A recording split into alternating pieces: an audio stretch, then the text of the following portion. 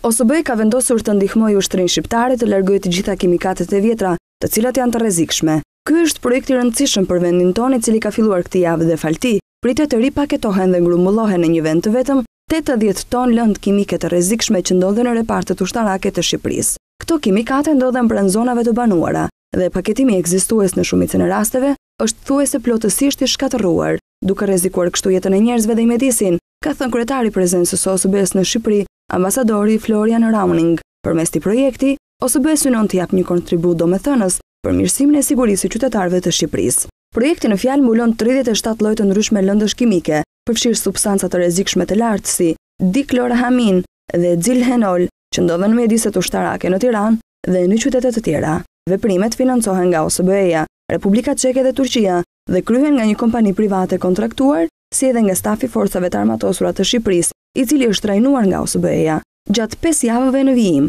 ato do të ripaketohen, do të ruhen në mënyrë të sigurt dhe do të përgatiten për tu eksportuar dhe për tu arsyesuar jashtë në një fazë të mëvonshme.